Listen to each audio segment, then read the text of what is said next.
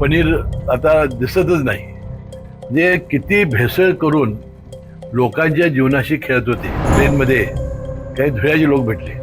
साहेब म्हटले, जर तुकाराम मुंडेंना तुम्ही ठेवलं तर आमचं जीवनमान 5 वर्ष तर वाढेल. म्हणजे 5 का 10 वर्ष वाढेल. मला वाटतं की असं जर त्यांनी सगळ्याच अधिकाऱ्यांनी जर केलं तर निदान जीवनावश्यक वस्तूच्या बाबतीत असा प्रयोग होता कामा नये अशी दक्षता आपण घेतली पाहिजे. आश्रम शाळांमध्ये आणि आदिवासी वसतिगृहांमध्ये विषबाधेने काही मुलं बाधित झाली होती. त्या अनुषंगाने जिल्ह्याभरातील किंवा राज्यभरातील जे काही आश्रम शाळा आहे, वसतिगृह आहे, यांच्या जेवणाचा जो क्वालिटी ती सुधारण्याचा प्रयत्न करा, काय कसं राहणार?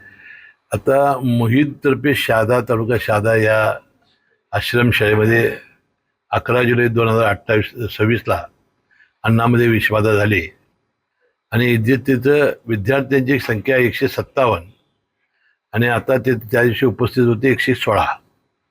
29 मुलांना उलट्या, पोटदुखी त्रास झाला. 24 मुले RH मध्ये उपचार घेत होती. 5 मुले खाजगी रुग्णालयामध्ये होती. आता सर्व विद्यार्थ्यांची प्रकृती स्थिर आहे.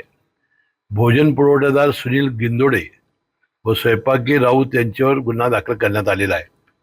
फॉरेन्सिक चाचणी अन्न पाणी अहवाल अद्याप अप्राप्त आहे. आता सदर ठिकाणी अधीक्षक पद रिक्त होतं. आता जिल्हाधिकारी यांच्या अध्यक्षतेखाली चौकशी समिती नेमलेली आहे. आता त्याचा अहवाल प्राप्त होईल.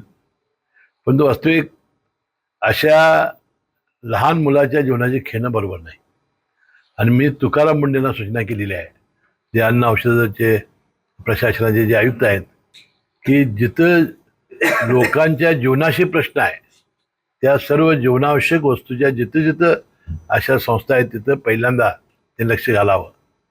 त्यांनी खरोखर एखादा व्यक्ती धाडसी आणि प्रामाणिक असला तर कसं करू शकतो दाखवण्यात त्यांनी काम केलेलं आहे.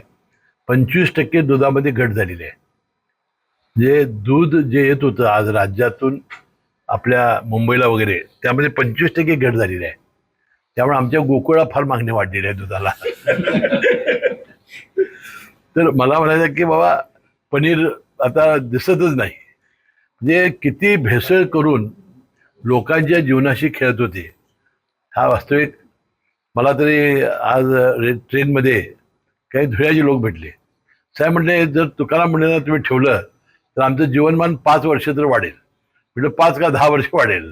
पण मला वाटतं की असं जर त्यांनी सगळ्याच अधिकाऱ्यांनी जर केलं तर निदान जीवनावश्यक वस्तूच्या बाबतीत असा प्रयोग होता कामा नये अशी दक्षता आपण घेतली पाहिजे. सर, एक